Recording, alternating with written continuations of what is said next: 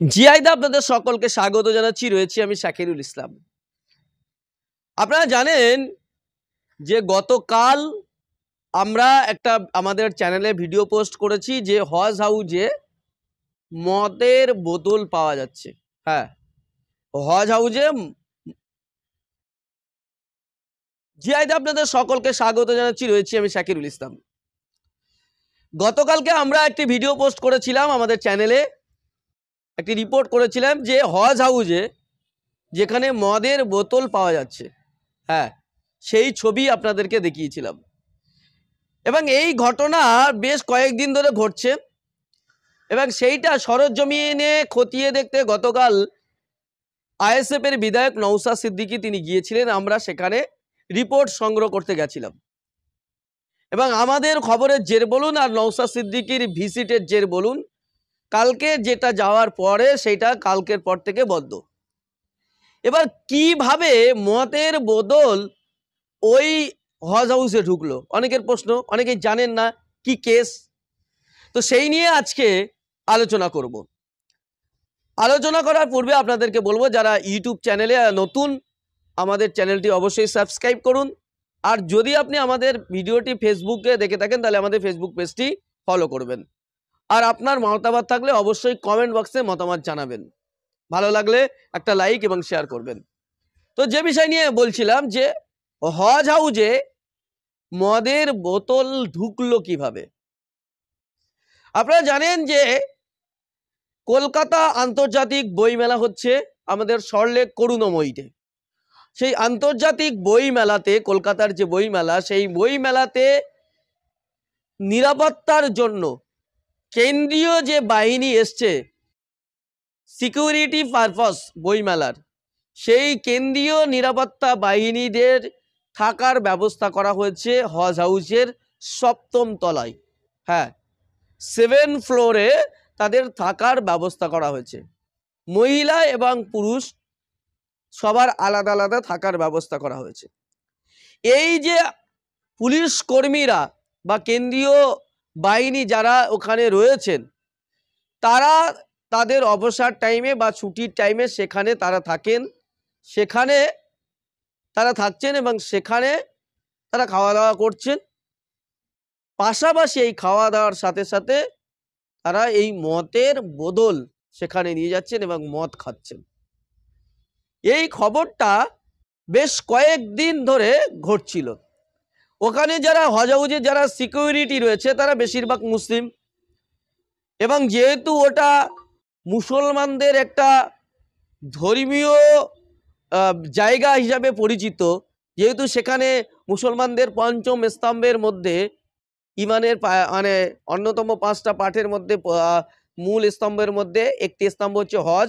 সেই হজের যাবতীয় কার্যক্রম সেখান থেকে সম্পন্ন হয় এবং সেখান থেকে শুরু করে, মানে যেখান থেকে শুরু হয় সেই জায়গাটা হচ্ছে সরকারি হজ হাউস, যেখানে হাজি সাহেবরা সেখানে টাকা দিয়ে তারা কর দেন, তারা সেখান থেকে মদিনা শরীফ হজ করতে যান, মক্কা শরীফে যান। তো সেই যাওয়ার সমস্ত সরকারি কার্যক্রম এবং প্রাথমিক যে কার্যক্রম এহরাম বাঁধা থেকে শুরু করার সব কিছুই এই হজ হাউজে হয়ে থাকে।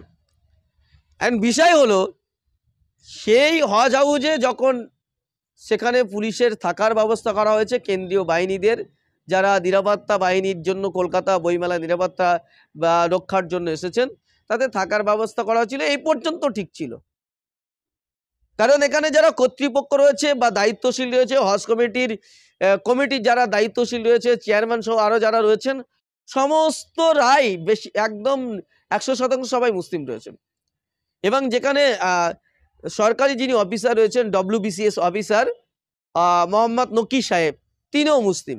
যেহেতু মুসলিমদের ধর্মীয় একটা জায়গার অঙ্গ, তো সেই ক্ষেত্রে সেখানে থাকবে সবাই রয়েছেন।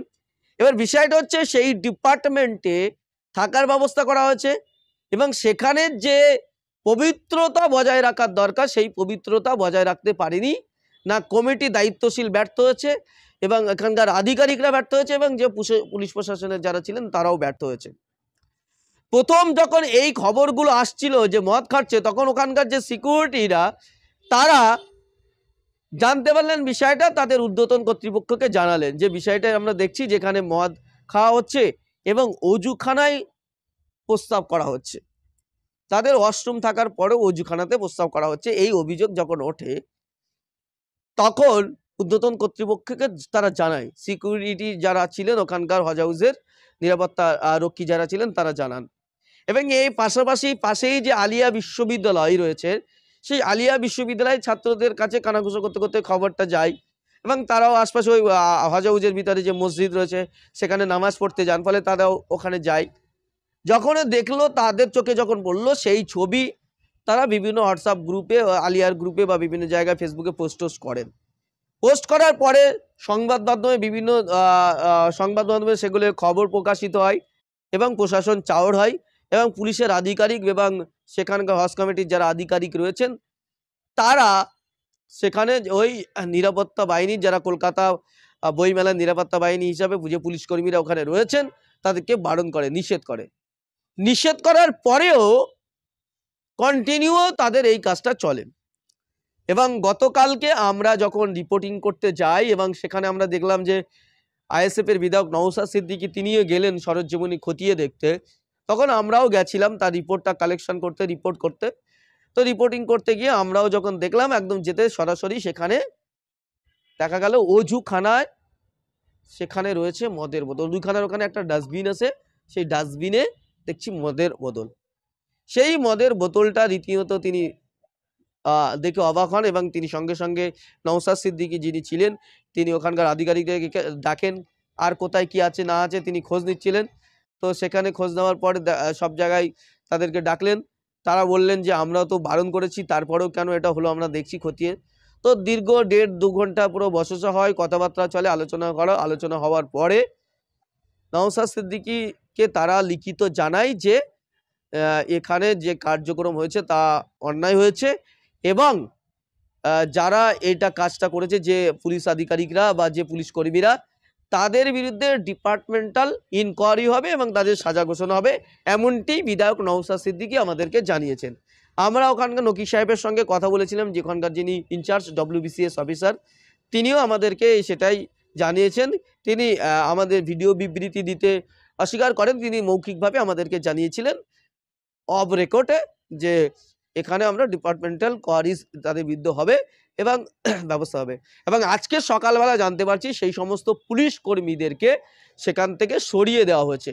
সেটা আমাদের খবরের জের বলুন বা নওশাদ সিদ্দিকীর ভিজিটের জের বলুন, যে কারণেই হোক, কালকের কিন্তু এই খবরটা চাওর হওয়ার পর, আমাদের চ্যানেলে প্রকাশিত হওয়ার পর সোশ্যাল মিডিয়ায় রীতিমতো শোরগোল হয়ে পড়ে এবং তারপরেই কিন্তু আজকে সকালবেলা তাদেরকে সেখান থেকে সরিয়ে দেওয়া হয়েছে। সেই পুলিশ কর্মীদেরকে সরিয়ে দেওয়া হয়েছে বলে জানিয়েছেন WBCS অফিসার, ওখানকার যিনি ইনচার্জ রয়েছেন মোহাম্মদ নকিব সাহেব। ফলে এই ধরনের যে ঘটনাটা ঘটেছিল বা কিভাবে হয়েছিল তার তথ্য আপনাদেরকে জানালাম।